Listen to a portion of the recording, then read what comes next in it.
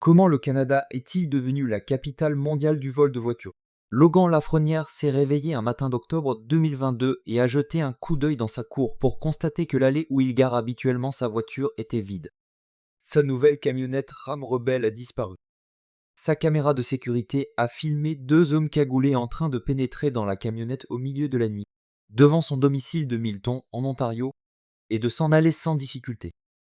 Des mois plus tard, cette même camionnette est apparue sur un site web de vente de voitures au Ghana, à quelques 800-500 km de là. La chose la plus révélatrice a été de voir le porte-ordinateur que nous avions installé à l'arrière du siège du conducteur pour mon fils. Et à l'intérieur, il y avait tout le bazar qu'il y avait mis, a déclaré M. Lafrenière à la BBC. Ce même encombrement était visible sur les photos des bandes de la voiture, a-t-il ajouté. Il ne faisait aucun doute dans mon esprit qu'il s'agissait de mon véhicule. L'histoire de M. Lafrenière n'est pas unique.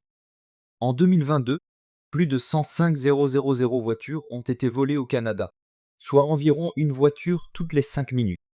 Parmi les victimes figure le ministre fédéral de la Justice, dont la Toyota Highlander XLE, propriété du gouvernement, a été volée à 2 reprises. En mai dernier, Interpol a classé le Canada parmi les 10 pires pays pour les vols de voitures, sur les 137 pays répertoriés dans sa base de données. Un fait remarquable, a déclaré un porte-parole, étant donné que le pays n'a commencé à partager ses données avec l'Organisation policière internationale qu'en février. Les autorités affirment qu'une fois volées, ces voitures sont utilisées pour commettre d'autres crimes violents, vendues dans le pays à d'autres Canadiens peu méfiants ou expédiées à l'étranger pour être revendues. Interpol affirme avoir détecté plus de 500 voitures volées au Canada dans le monde entier depuis février, et environ 200 autres continuent d'être identifiées chaque semaine, généralement dans des ports d'autres pays. Le vol de voitures est d'une telle ampleur qu'il a été déclaré crise nationale par le Bureau d'assurance du Canada, qui affirme que les assureurs ont dû verser plus de 1,5 milliard de dollars canadiens, 1,1 milliard de dollars américains, en indemnités pour vol de véhicules au cours de l'année écoulée. Le vol d'automobile est d'une telle ampleur qu'il a été déclaré crise nationale par le Bureau d'assurance du Canada. Ce problème a contraint les services de police de tout le pays à publier des bulletins d'information sur la manière de protéger les véhicules contre le vol.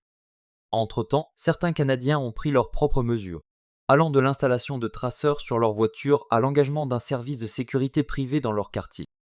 Certains, qui en ont les moyens, ont même installé des bornes escamotables à l'entrée de leur domicile, semblables à celles que l'on trouve dans les banques et les ambassades, pour tenter de dissuader les voleurs. Des vols partout non manquants, qui vit à Mississauga, dans la banlieue de Toronto, a créé une entreprise d'installation de bornes après avoir été victime, avec son frère, de cambriolage de voitures. M. Quand raconte que lors d'une tentative de vol, des voleurs se sont introduits chez lui alors que sa femme et ses jeunes enfants dormaient. Ils cherchaient les clés de sa Mercedes GLE garée devant la maison, mais se sont enfuis lorsqu'il les a interpellés.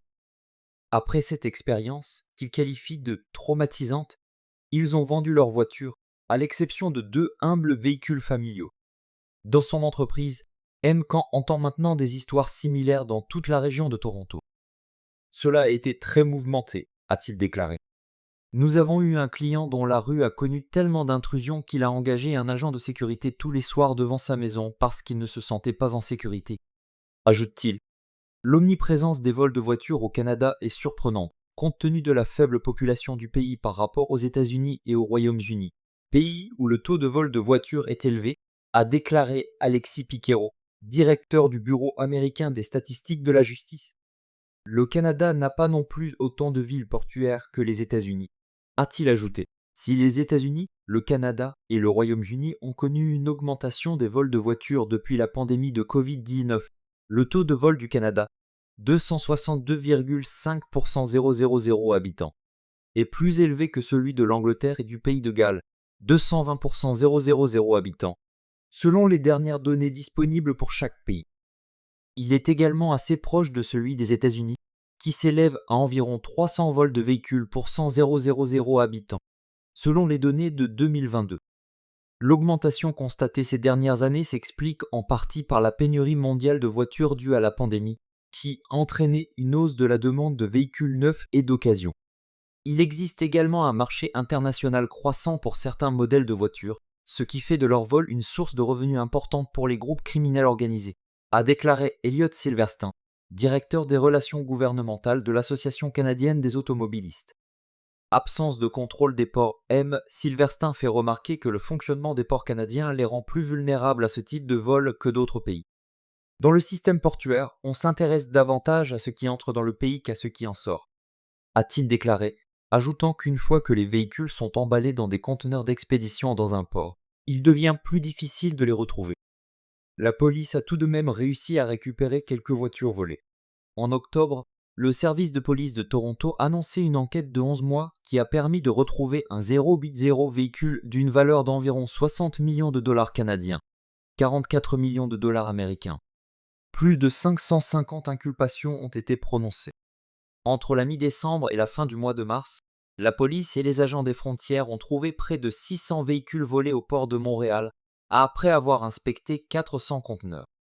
Légende image, les véhicules volés au Canada sont souvent expédiés à l'étranger via des ports tels que Montréal. De telles opérations pourraient toutefois être difficiles à mettre en œuvre compte tenu du volume de marchandises transitant par le port, selon des experts locaux. Quelque 1,7 million de conteneurs ont transité par le port de Montréal rien qu'en 2023. Dans la plupart des cas, le personnel du port n'est pas habilité à inspecter les conteneurs. Dans les zones contrôlées par les douanes, seuls les agents frontaliers peuvent ouvrir un conteneur sans mandat. Parallèlement, l'Agence des services frontaliers du Canada, ASFC, est confrontée à un manque chronique de personnel, selon un rapport soumis par son syndicat au gouvernement en avril. Les technologies obsolètes posent également problème.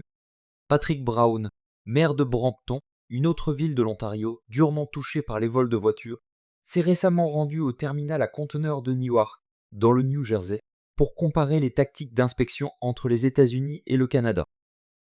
Brown a déclaré au journal National Post que les autorités américaines disposaient de scanners. Elles mesurent la densité. Elles travaillent en étroite collaboration avec les autorités locales. Ce sont des choses que nous ne faisons pas au Canada, a-t-il ajouté. Adieu à la camionnette de vos rêves, le gouvernement canadien a déclaré en mai qu'il investirait des millions pour renforcer la capacité de l'ASFC à fouiller les conteneurs d'expédition. La police recevra également des fonds supplémentaires pour lutter contre les vols de voitures. Mais Silverstein estime qu'il manque une pièce du puzzle. Les constructeurs automobiles eux-mêmes. Tout le monde parle d'essayer de récupérer les véhicules, mais je me suis surtout demandé pourquoi nous ne rendions pas les véhicules plus difficiles à voler dès le départ, a-t-il déclaré. Entre la mi-décembre et la fin mars, la police et les agents des frontières ont trouvé près de 600 véhicules volés au port de Montréal. Pendant ce temps, les propriétaires de voitures comme Lafrenière se demandent toujours ce qu'il faut faire pour assurer la sécurité de leurs véhicules.